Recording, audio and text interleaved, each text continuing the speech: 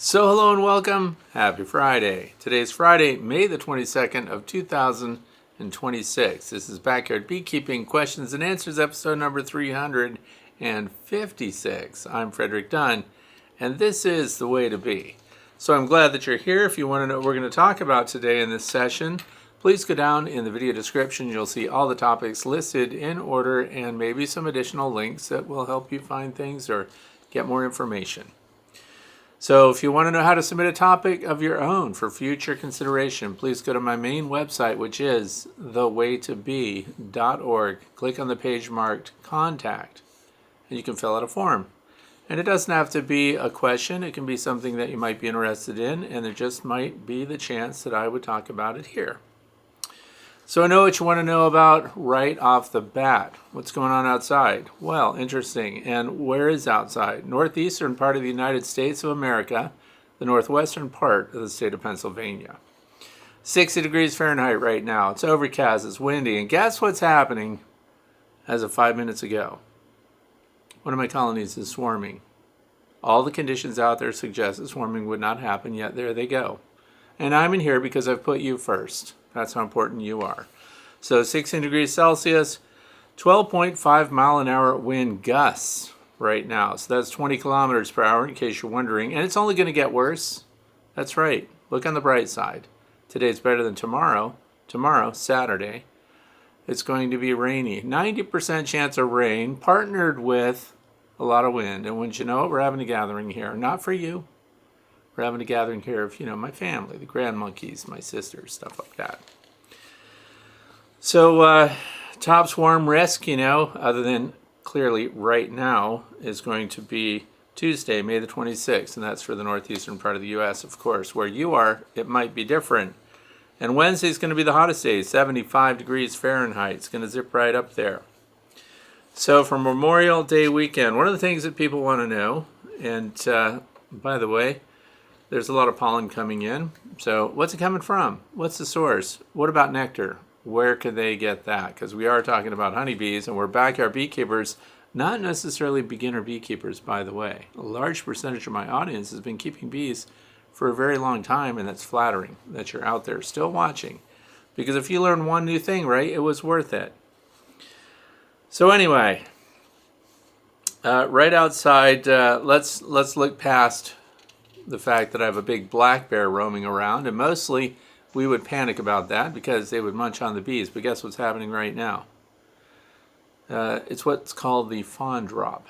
So the white-tailed deer are having fawns, and that means that the black bears, a lot of them are fawn hunting specialists, and they have about 3 weeks to do it. So I've got this big black bear creeping around looking for fawns, and he's going almost foot by foot into the wetlands here, which is where there is a doe out there that's supposed to have a fawn, and they only have 3 weeks to catch up on them. So that's happening out there right now.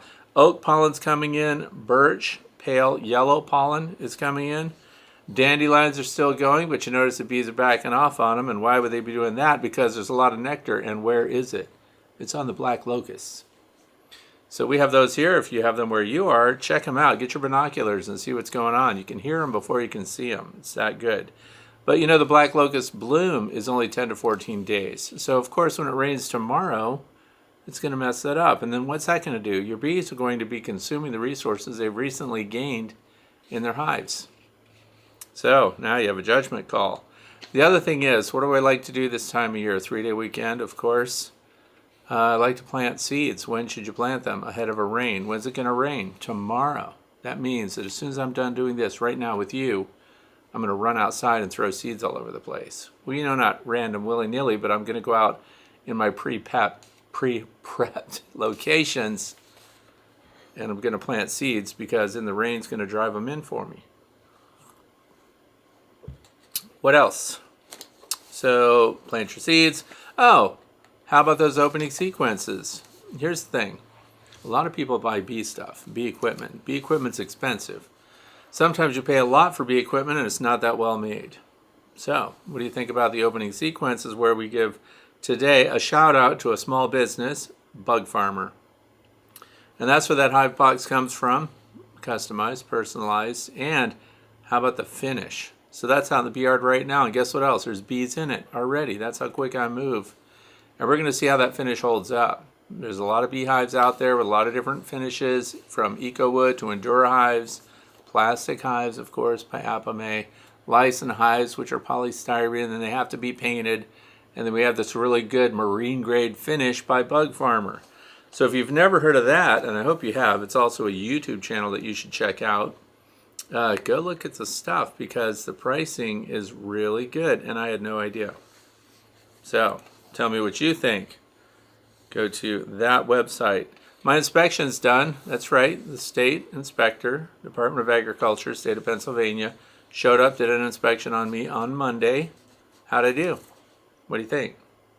Perfect, of course. 0 hits, no brood disease, no deformed wing virus, no parasitic mite syndrome. Everything was great. So I'm good to go for the rest of the year. And you know when my last inspection had been before that, like you care. But anyway, 2015. So 11 years. Think about that. I think they just know, my bees are okay. There's no reason to check me out. So what else is going on? I think that's pretty much it. If you have a question right now, a picture you want to share, some topic you want to discuss with your friends, leaving me out of it, you go to the fellowship on Facebook. The fellowship is called The Way to Bee Fellowship. You check them out. Talk to people. Look at stuff. So we're going to jump right in with the very first comment or question. This comes from Jono, who's been a long-term viewer and a frequent commenter. He says, "Hi Fred, Hive 44 revisited. I hope it's still going well. Cheers, Jono." So, you know what I did? This is how much I care about the people that listen and watch. I went outside, I set up a camera, and I recorded Hive 44. And for those of you who don't know, there's a video that I put out last year. Hive 44 did some weird things. They built a shroud over their entrance out of propolis and beeswax, and it was super interesting. The other thing was, it was a profound underdog colony. And that's because, much like right now, we have swarms that have multiple queens in them.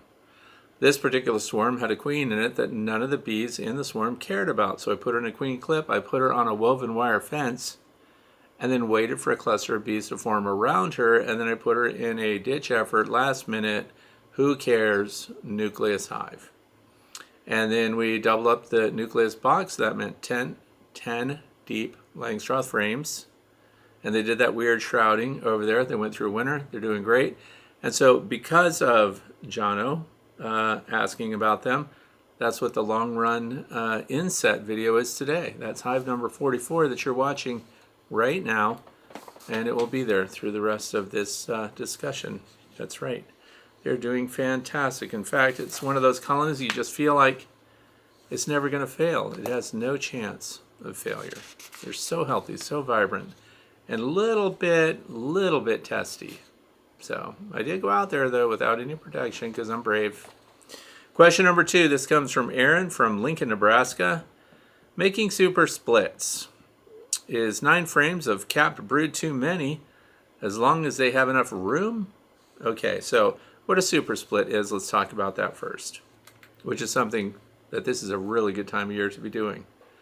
When you want to build another colony, or you've got a colony that's underpopulated, I'm less of a fan of doing this for an underpopulated colony.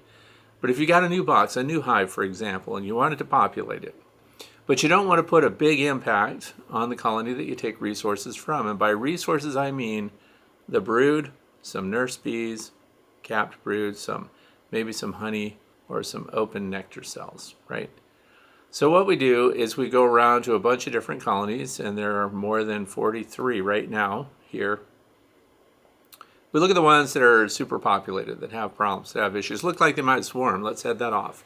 We can decongest their brood area by taking 1 or 2 frames out of a colony. Now that by itself would not make a very good starter colony. So if we continue that though, and we put each of them into a Hive Butler tote, then as we go, we are bringing empty frames with drawn comb in them with us. So we pull the frame of brood, make sure the queen's not on it, put that in there, and then we replace it with a comb, drawn comb foundation. And so we're not leaving gaps, and we're pushing them all together and keeping the brood area organized the way it was.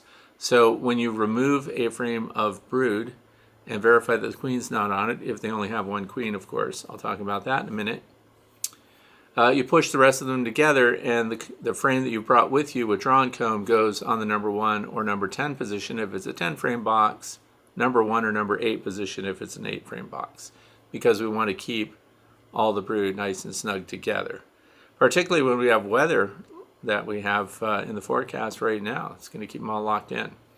So anyway, then we go hive to hive to hive, and you're ultimately going to encounter a hive that's got queen cells in it under production. And then you're also going to come across the queen, as happens often. Now you have a queen to go with your super split. So you've collected, let's say you hit 3 hives, 2 frames per hive. One of those had an extra queen, you took the queen. And so now you've got 6 frames of brood, and you're going to put them in a 10 frame box. So it also is going to be very important to feed them. Now, capped brood is, of course, the most efficient, and you need to shake a few extra nurse bees in there too, just because they're going to have to keep that capped brood warm. And the queen will probably go into lay. So I'm going to put a light sugar syrup on there, 1 to 1, close it up. I would not go so far as to put 9 frames in a 10 frame box, for example. I think it is too many because the population will explode. And it's unnecessary just for me. So now this is personal preference. If you had some kind of big situation coming up, or you need a pile of bees in a hive to really go gangbusters, we're a couple of weeks out from a meaningful nectar flow around here, which is going to come from clover next. So we're looking at, well into June on that. So we need to watch out. And with cold weather, they need to keep it warm. So the larger the brood, the more bee power necessary to maintain that 94 to 97 degrees Fahrenheit to keep them warm. So I would not do that many, because they're going to reproduce super fast anyway. But again, up to you. But now you probably have to start off with 2 boxes instead of a single brood deep. And you don't know, that's capped brood that you pulled out of there, but they could be in the process of emerging even when you pull those frames, which is also why you handle them carefully. And one of the ways that keeps them all calm is by putting them in something, a tote, like the Hive Butler tote. Fred 10 discount if you're going to get one. Anyway, or is it Fred 5? I don't even know. You just have to ask. But when you put them in there, they're very calm. And here's the interesting thing too, because it's something that no one taught me to do. I just thought it was something that would be a good way to start up a colony. When we're putting all these brood frames together and the nurse bees together, they're all getting along. There's no conflict. There aren't any dead bees or bees squirreling around each other on the ground fighting. So it actually works very well, and they accept the queen that we bring in at the same time, and then she gets to go straight to work. So we don't want to create a situation where they would potentially swarm right away too. So if you overpopulate it, you might have that situation. So what are your thoughts? By the way, question number 3, let's move on. This comes from Kathy from Odessa, Delaware. It says, my question is about venting. I'm going to overwinter using the condensing hive. However, I'm not sure how to handle the hot months. I live in zone 7B. This past week, my 2 nuke colonies have been bearding, hanging out on the landing board, and washboarding. The temps have been in the low 90s, and they are in full sun until around 3 p.m. My current setup installed 5-frame nuke in 8-frame deep boxes on 5.5. Okay, so we did a transfer. We actually have an 8-frame box. That makes sense. And we are in a nectar flow, and I checked on them 5 days later. They were building fast, so I put another deep 5-frame box on. I have all foundation frames that I rolled some extra wax on and do not have any top vents open. I'm also feeding 1 to 1 sugar syrup. If they're building really fast, we almost don't need to continue to feed them. But you can, anyway, with the hive top feeder, comb building. Many people in my club top vent, and I'm wondering if I should be top venting in the summer months. Okay, so this is something I've shifted for myself through many years, and I didn't do it all at once. I did it incrementally. have stopped top venting. So there are a lot of things that the bees don't need. They don't need a top vent. So they can control the airflow very well, even through a remarkably small opening. And I've used before the examples of the Deep South, so we're talking about Georgia and we're talking about Louisiana and places like that where the humidity is incredibly high. And there are colonies of bees living down there with very tiny entrances, and they're venting and moving air and dehydrating honey and keeping themselves comfy just fine. So here in the northeastern United States, I haven't had to do that anymore. And there's another thing that happens when the relative humidity drops. Your bees are going to try to maintain roughly about a 65% relative humidity in the brood area in the hive. If you're venting that off because of heat, you are also venting humidity out of that hive, which now your bees have to replace by getting fresh water, spreading it around, and using that to increase the humidity as they need it. The other thing is bees don't seek out spaces that have upper venting and upper air movement. They seek out on their own spaces that are enclosed with a single entrance. So once again, bees can do it. That doesn't mean it's not accelerated if you have an upper vent or something like that, but you also have an upper access point normally when you do that. And wax moths like to introduce things there. Small hive beetles like to get in through open vents in other areas of the hive.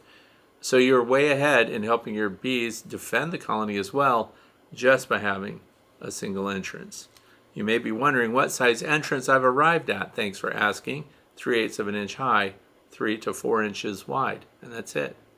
I do have hives with fully open entrances on landing boards because I make comparisons season after season, year after year. But if I had to pick a single entrance, a single design, a standard Langstroth configuration, it would be a single entrance, 3/8 of an inch high, 3 to 4 inches wide, and then no top venting, no upper entrances.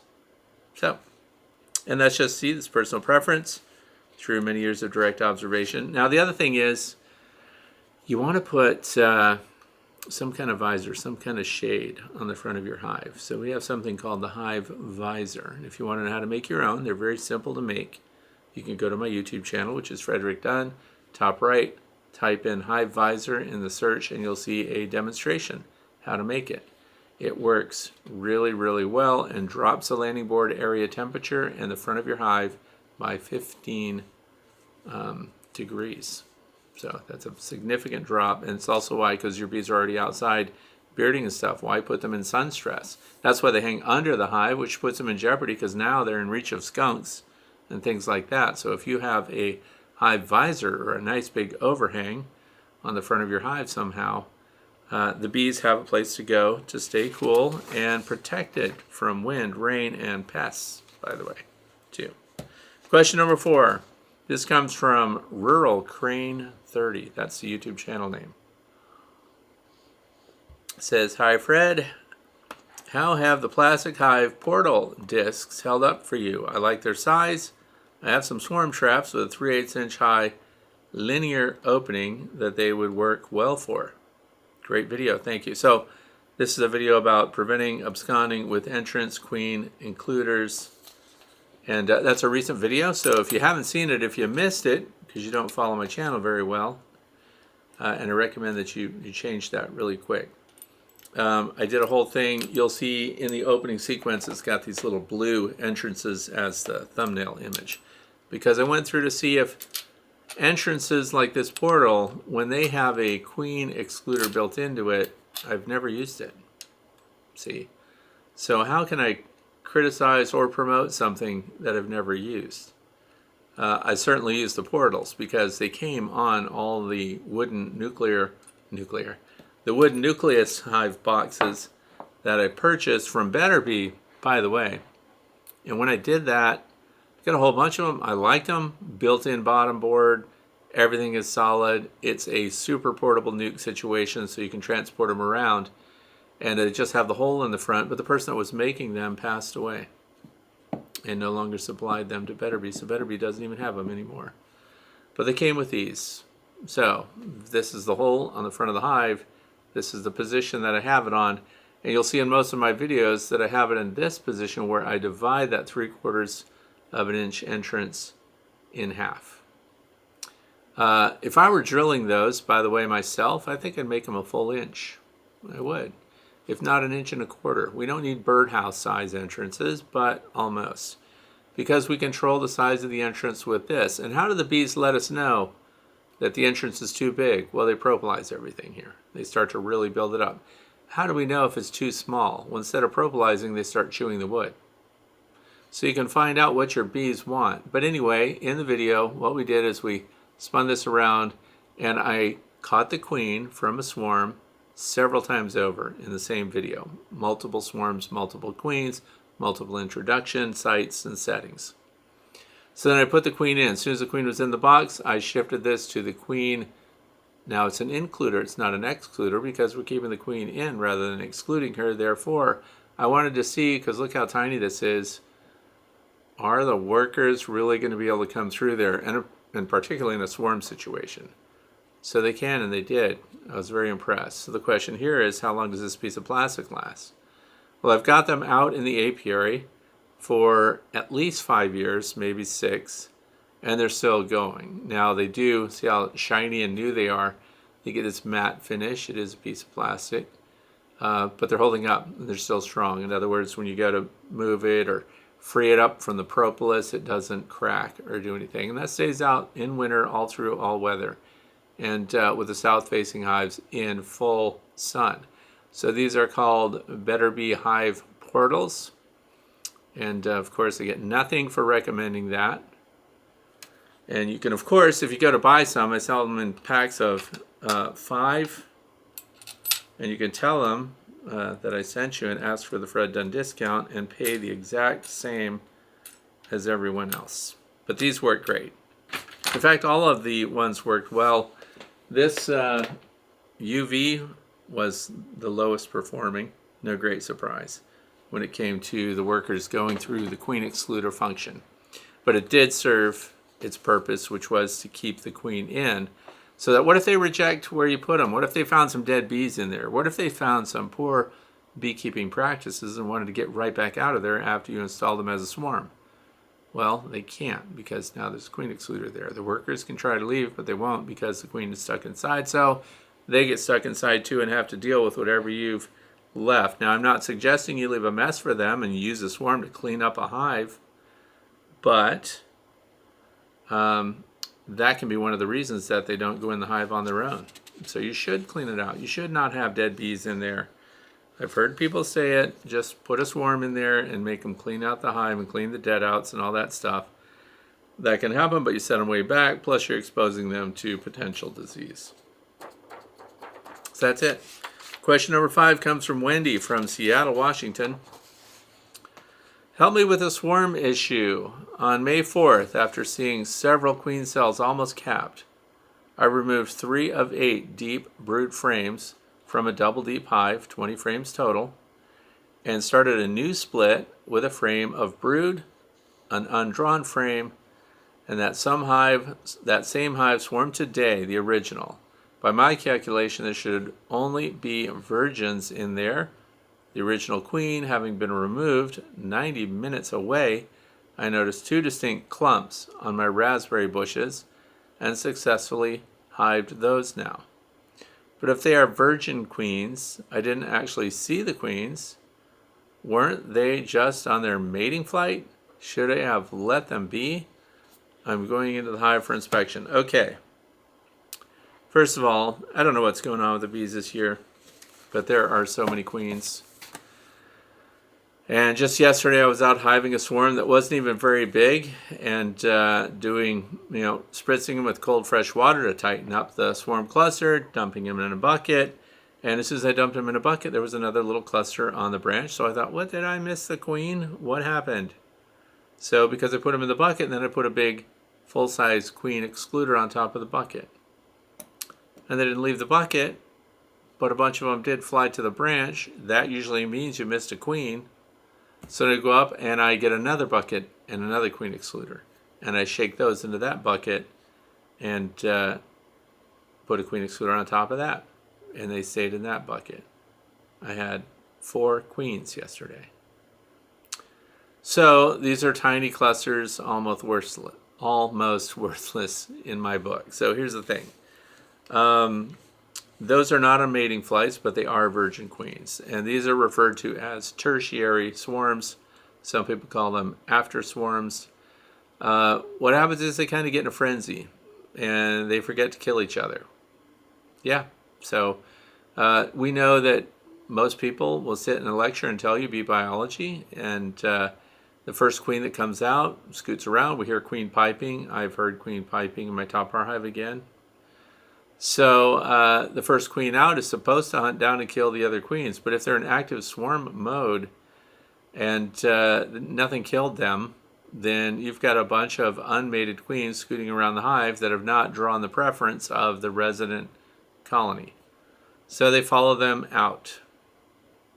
And I was collecting them with those queen pipes, which are a lot of fun right now, by the way.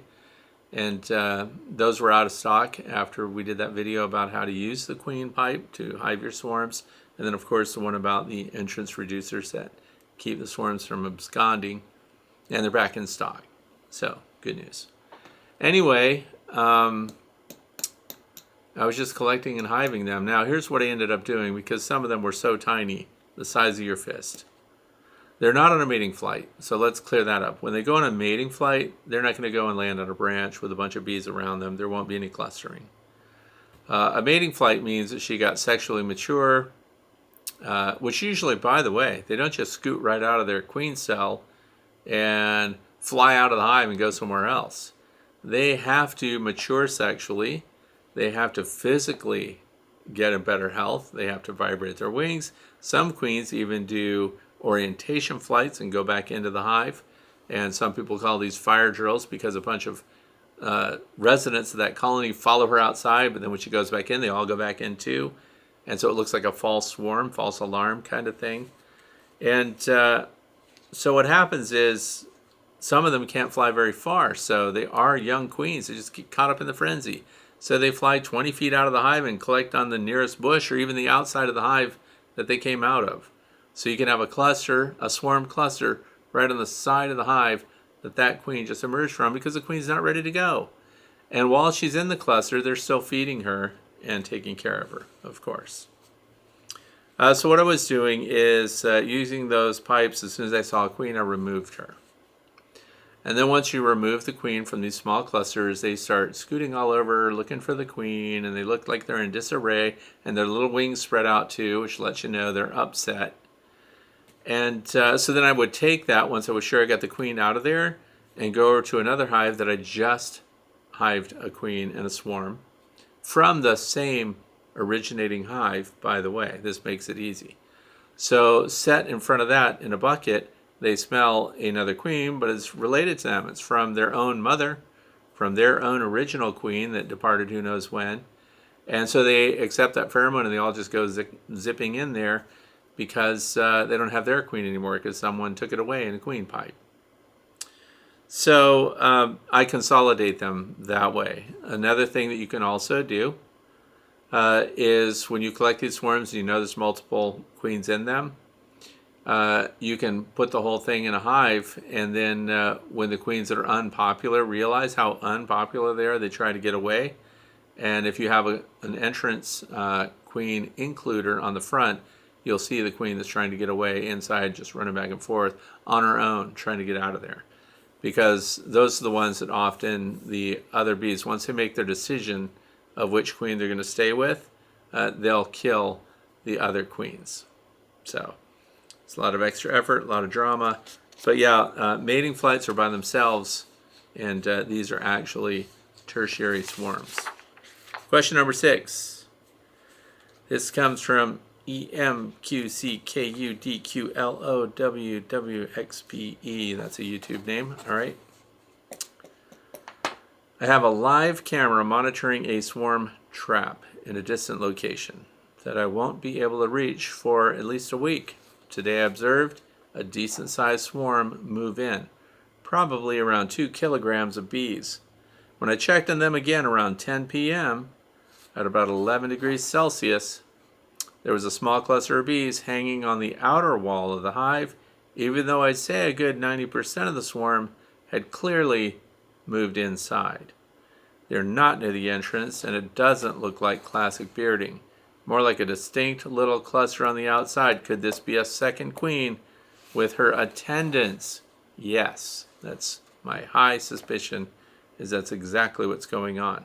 And it's also why they're not moving in. See, they created this division, and they divided up the voting base. The voting base. So there's influencers in each cluster, and one of them's winning out, and one of them occupies the box. The others are staying with the other queen that's outside, and they're Nazanoffing and everything else, trying to keep their cluster together. Now, how would you know that there's a queen in there and that they're not just bearding or cooling off? What do you think? When you look at the surface of that cluster that's on the outside, if you see waggle dancing going on, they're flying out trying to find a place to live, so they're waggle dancing. That tells you that's a swarm on the go. So what should you be doing about it? You need to collect them and hive them. Or, as I mentioned before, find the queen. She's less popular. Remove her anyway. And now they have no more candidate to go after except the one that's inside the box. And in they will all go. It's going to be like magic. And if they still stall after you remove the queen and don't look flustered by that, guess what? There's another queen there. I 99.9% guarantee there's another queen. And now you have to go find that one. So that's the likely scenario. Will they eventually merge in the rest of the swarm? Guess what they'll do? They'll sit out there, and if they can't find a place to move to, they will not just merge with that swarm. So they'll actually die of exposure. They often will even start to build comb right in an exposed location, but they can't sustain that, depending on the weather, the climate conditions, and everything else. So that's it. They'll probably be gone by the time I get there, so I may never know or be sure. So I'll keep watching it. So here's one of the fixes for that. If you're setting out a swarm trap like that, put your swarm traps out in tandem. Have a couple of swarm traps nearby one another, because when more than one, because here's what can happen too. Scouts will go scout out the location, and then they're, of course, feeding this information back to their parent colony where the swarm emits from. So when they fly out with the swarm, another colony may have also scouted the same location, and also in very similar timing. You know why? Because the conditions that right before a storm, or more often right after a storm, conditions are right for swarming. Therefore, multiple colonies emit swarms in close proximity and timing to one another. So they can both arrive at the same location, the same destination, ultimately. And then they have to divide up because somebody's already in there first. And aggressive colonies, like, for example, the Africanized bees, would go right in, even if the others had already moved in, and they'd move in and do usurpation, which is where they kill the queen, and then they take it over. Hopefully your bees don't do that. But that's my best guess as to what's going on. Second swarm. This is question number 7, comes from George Garcia, 5052. I wonder if, in the long run, how it impacts the swarms you collect from trees. I can't wait for updates, and I'll try to ask you the question in September or October, as your swarm season should have concluded. This is about the swarm of bees, 2 bowler hats, surprising results. I wish I had a bowler hat to talk to you about, and I do. So this is one of the ones that's been hanging in the tree, right? And I want to talk about this, by the way, because when it hangs in the tree, we've been having a lot of wind lately. So it spins a lot, and it's also swinging a lot like this, even in the heat. Not good. ICBs try to land on this, and there'll be a little cluster of bees around it trying to land on it, and that's what it's doing. So what's the fix? Well, this is a boot string, like shoelaces, and you get these clips. These are black heavy-duty clips. If you call them photography clips, the price triples, but it's really just a heavy-duty wide clip. So now what I'm doing is clipping on the lower brim as well. Run my line to, of course, the branch that supports it, And the next string, which is paracord now, will go to the trunk of the tree, and now we'll have it held at an angle in a static position. So when the bees go to occupy it, so the concave side of this, the part that would go on your head, should be leeward. So the wind isn't blasting into it. We want the bees to come in and find a nice, safe little cluster spot there. And what's been happening with these, which is very annoying to me, is again these tiny swarms that are coming out. One of those little swarms will move in here and occupy the hat, and then it's not very usable. So, and they're so tiny that you can easily, if you just watch them for a little while, you'll see the queen come out and scoot around the top of it and then go back in.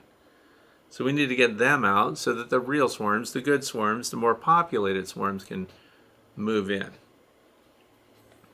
So anyway, securing your hats if you're still doing this test, and I hope you are because it's fun. Hanging these out, 100% wool, and they collect swarms. So there you go. And we have 3 different hats now, by the way. And just watching it blow in the wind like crazy just, showed, and it doesn't look like the wind's going to be dying down. So we're going to use that secured at least 2 points. Hats out in the tree, and we're going to try to attract swarms during the next swarm season, which, and by that I mean Monday or Tuesday. Question number 8 comes from Chris O. So how do you collect those? See, we're talking about swarms all the time. How do you collect those swarms that land on vertical tree trunks? I've got one to deal with tomorrow. Funny thing is, they were originally on a nice low horizontal branch, but right before I got to them, they took off, climbed almost too high to see, and then dropped back down and gathered on a small tree, but 20 feet from the first spot. I wonder if the queen can't fly very well. I bet she can't.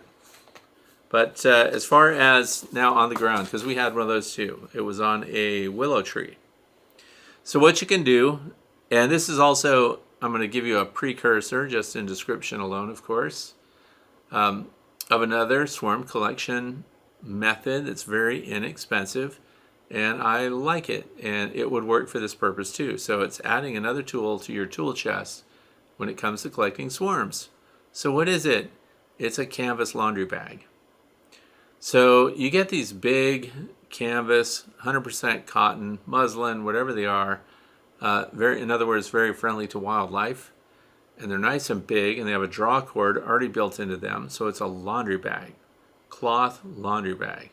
Get the biggest one you can find, because that's what I did, and I bought 2 of them.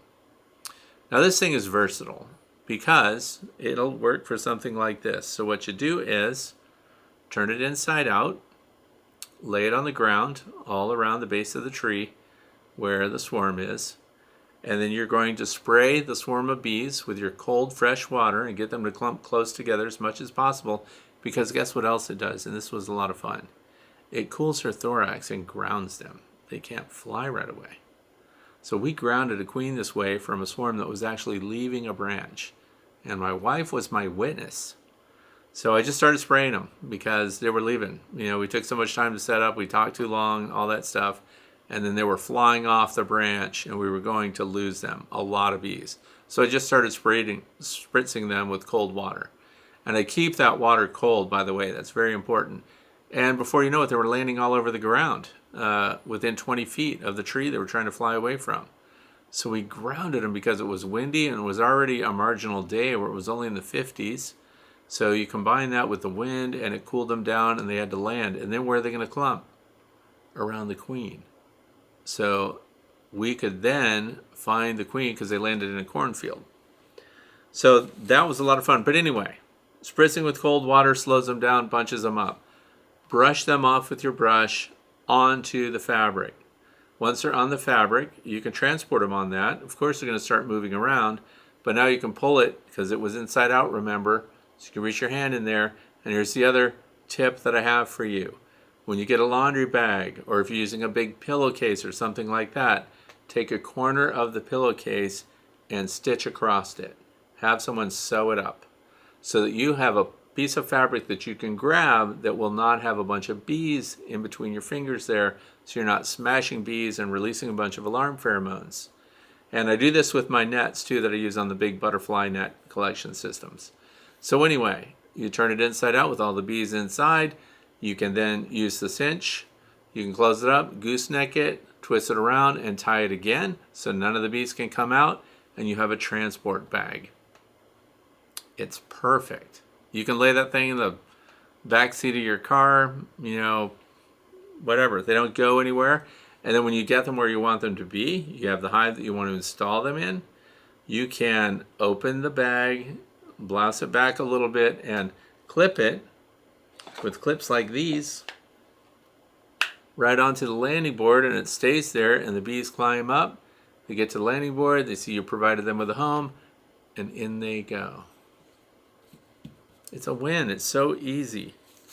And I can't wait to make a video about it. So you heard about it here, but the video will have to come later. And one of the things about that is picture the big laundry bag.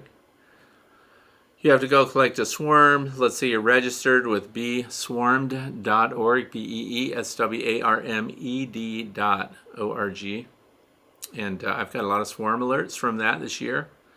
And you show up and it's, eye level, but there's, a huge swarm, a big one, and the branch is just bending down under the weight of the swarm. Hopefully the person that called you owns the tree that they're on and you get permission to clip the branch. It's so easy. Either way, you can take the bag, follow with the cold fresh water spritz that I just described. So it'll tighten them up and it adds weight, which makes them more shakeable. And you pull your pillowcase or your big laundry bag if you want to look like a professional. And you can cinch it right up on the branch, tie it right there, and then you have the option to clip the branch and take it with you, all in a nice bundle. Or once it's in like that, shake it. Just shake it like crazy. Get them all off the branch, and they all go onto the inside of this laundry bag. And then you take that off the branch, and then cinch it, gooseneck it, and cinch it again, and you've got yourself a bag of bees. And the cool thing about that is, because it's fabric, they breathe everywhere. They're not suffocating, which they easily can in a plastic bucket, a water bottle, something like that. It is the most ventilated system you could use. Works great. Try it. You're going to look like a pro. So, question number 9 comes from Julie from Leavenworth, Washington. Let's see. It says, this is related to episode number 355, question number 1 at 5 minutes and 28 seconds. That's pretty precise. When she and the brood frame are returned to the original hive, does there need to be some type of reintroduction, like when starting a package, to avoid fighting, or do they still recognize her? So this is one of the things where you are doing an inspection, and you see that you've got queen cells, and you find a queen in there that they're going to swarm. So we take her in a cage, queen cage, isolation cage, hopefully. Or if you don't have that, you can just create a nuke, but you need to move that queen with a frame of brood and a frame of resources at least into your nucleus hive. That's your insurance policy against what? Against these replacement queens. If they do not successfully mate and come back to the hive and then produce eggs and carry on with that original colony, they're in jeopardy. You have to evaluate and know when to get that queen if they prove that they did not mate within. You need that to happen within 12 or 13 days. So we're going to re-inspect, and if we don't see that they're laying eggs, then we can bring the queen and the resources back. Plus we haven't lost time because she's laying eggs in the nucleus hive that you set up. And we use frame feeders as placeholders so we can bring them back and put them back in the hive, pull the feeders out, replace them with the frames again. They accept that queen right away because, keep in mind, the bees, look at the time frame that we've had, they are all from that queen. So she is genetically connected to them. They accept, feed her, take care of her right away because guess what else? They're queenless now. So then she goes right back in. So it was kind of a weird demery method, except that you took the queen away instead of just removing frames of brood, decongesting the brood area. We took the actual queen away, took away that stimulus of swarm, and off they went. So that works. Works really well. Question number 10 comes from Klaus from Midland, Ontario, California. It is understood that a queen can select what type of egg to deposit into the cell determined by the cell size. Can she specifically lay a queen egg into a queen cell? Would these queens be superior in emergency queens? Okay, so here's the thing. Emergency queens usually means something suddenly happened, to the queen. She got smashed because somebody inspected and rolled the queen, which I've heard of. Never done it myself, but I've heard of it. I've also seen somebody do a mite wash and mite wash their actual queen. I've never done it. I've seen it and heard about it. When you do that, thank goodness they have eggs. Thank goodness those eggs will hatch and become larvae and give your nurse bees a chance to figure out which one of those they want to turn into an emergency replacement queen. So, the queen does not lay an egg that is different from a worker egg when she is putting it in a queen cell. It is the same worker egg. There's diploid and haploid. This is diploid. Haploid are drones or unfertilized eggs. She does put unfertilized eggs in large cells, those are the drone cells. So what changes that into a queen is the kind and quantity of feed the nurse bees provide. So back in the day, we used to say, oh, if it's going to be a queen, she gets, royal jelly, and the workers just get worker jelly. Well, they all get royal jelly, as it turns out, but there are variances in the composition of what they're being fed and the quantity. So when the nurse bees recognize that they need to create a queen, the queen cell, of course, is different. It's a vertical cell, and they can build that out from the face of the frame, which is also why you see emergency cells come out of the middle of the frame. If they knew in advance and if they were planning for it, they would start with a queen cup that looks like a little acorn top, and it's just sticking out from the side around the fringe of the frame where there tends to be more room, and they're going to build out that larger cell which accommodates a developing queen. So it's all through diet, and it's the nurse bees that do it. The queen does not. So it is interesting, though. It is still a miracle that they can change the cast of this insect just by the diet that they're feeding it while it's developing. And that's just amazing. Question number 11 comes from Brian from Hayden, Idaho. It says, question, when bees have dedicated a space on a brood frame for drone production, if that frame is moved to another position, a different hive, or the colony rediscovers that frame next spring, will that patch of drone comb forever be drone comb, or do the bees rebuild this to worker comb? It's always drone comb. So drone comb cells are larger, but it's not just used for drone production. So this is something that is very interesting. I bought a whole box of acorn heavy waxed drone frames. Here's why. When you set up an 8 or 10 frame standard Langstroth deep box, they have to find a place. Usually it's one of the outer frames, and it's a little distant from worker brood, and then they'll run drone comb when they're building their own size. And they also build it, of course, between frames, between boxes.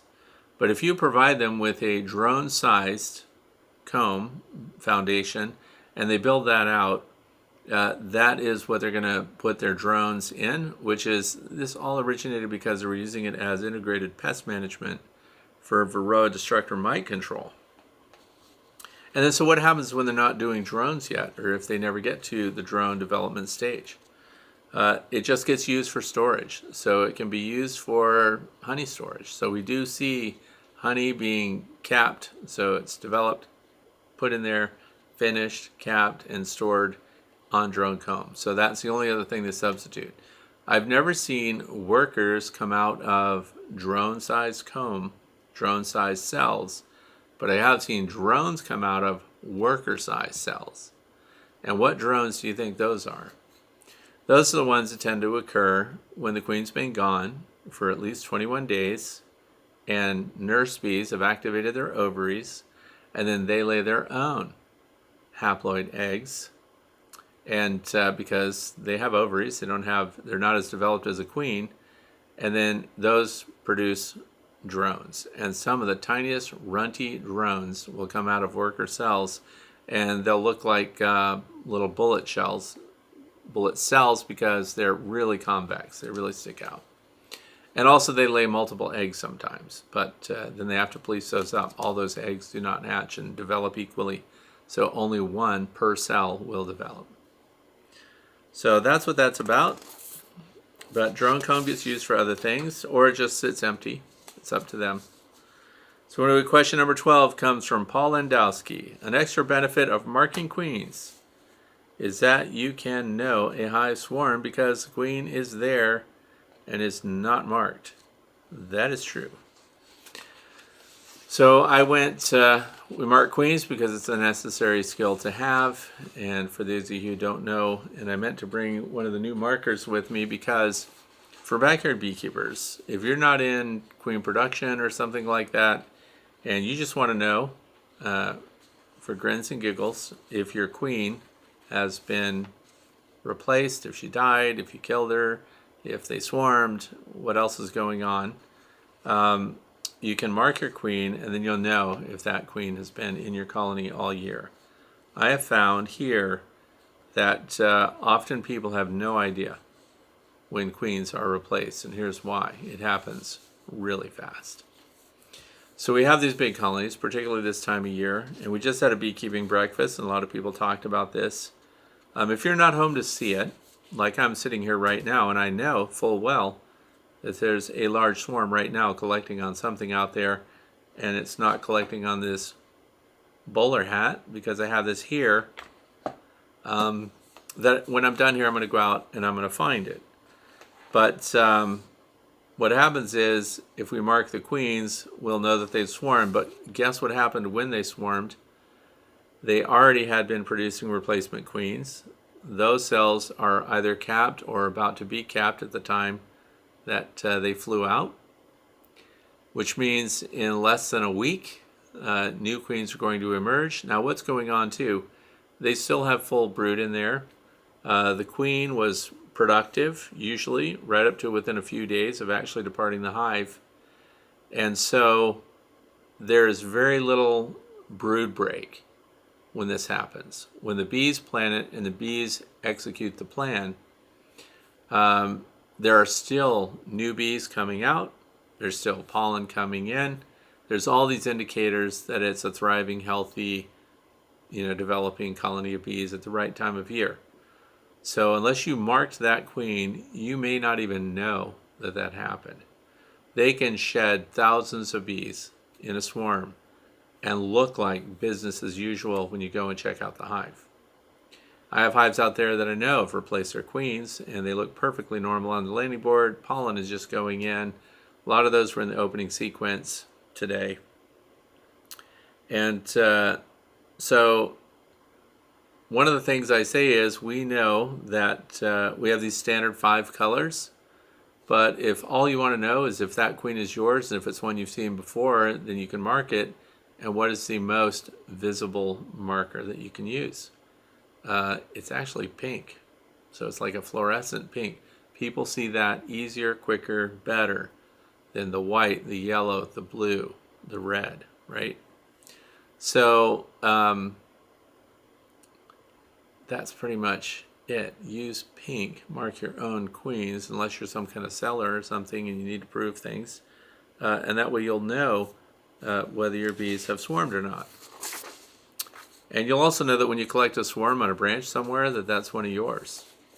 That's the other thing. Did that come in from somewhere else? Because my wife is convinced that this huge swarm showed up from somewhere else. I don't know who these people are, but I don't want their bees. I want my own bees. I want them back. So, but yeah, marking them is a good way to know. Because unless you mark them, you may have no idea. It's so fluid, so quick. And happens in, of course, prime season when a lot of resources are coming in. You just might have no idea. And so it's interesting for your log. Question number 13, last question of the day, finally. I know you're happy about that. It says, Mike of Borg 2. One of mine swarmed yesterday. Sorry about all the swarm stuff, but it's on your minds, so that's why we're talking about it. One of mine swarmed yesterday. I was able to get them in a box and back home. My other colony tore down the queen cells for some reason, but are making new ones now. I didn't see many mites or small hive beetles, and the brood looked great with a good pattern. I saw the queen, and she is back laying, so I have no clue why they did that. No, this is one of the reasons why I like the insurance policy practice that we talked about earlier. You see that they're building queen cells, and then the queen is still there. So as an insurance policy, you take her away. That prevents them from swarming with her. And then you put that in a nucleus hive, and you have your insurance policy. Then you come back and you do an inspection, expecting to see capped cells and hearing queen piping and stuff like that, talking to each other from inside their cells, and they're gone. They're either chewed down to about a third or completely gone. Sometimes the nutrition levels can drop off all of a sudden. The weather can change. They can face challenges that were unforeseen, and they don't feel like they can make a replacement queen anymore, and they can chew away all those cells and make it look like nothing was ever there in the first place. Now, what would you do? You have a queenless colony. Oh, you have a resource hive now that you can bring the queen back from and put her back in there. And your insurance policy proved to work. So, it just sometimes happens. They build things up and tear things down, and I don't know. We don't always know why. But the speculation is that it's nutritional. So in other words, they just can't afford to make a new queen right now. They change their minds, keep the old one, which you took away after you listen to somebody on YouTube or whatever. And now you have to bring her back so that things don't go bad all the way for the colony. So that's just it. We're in the fluff section now. So I just want to give you the heads up. This is the weekend. Traditionally, historically, the almanac, everything else. Following this weekend, you can plant your plantings, all the stuff. So I am going to plant actually right now, as soon as I get done here. So I'm going to get my seeds out there. I haven't done any tilling yet, so I'm not doing the cosmos and stuff yet, but I am doing borage and the rest of my ladino, whatever it's called, clover. And I'm just going to throw my seeds all over the areas that I can still see dirt patches on, and I'm going to let the rain do the work for me and drive that seed into the ground. Another advantage to doing that right at night, I have free-ranging chickens, by the way. It's a complete failure if the birds can see what I'm doing, and they all come running over to see what I'm up to, and of course they're going to eat most of what I throw out there. I'm also planting, and these plant on the surface, by the way, so marigolds. I have lots of marigolds. I know some people will push back on that because those are not native plants, but when you see how many bees go after these really tall African marigolds, fantastic.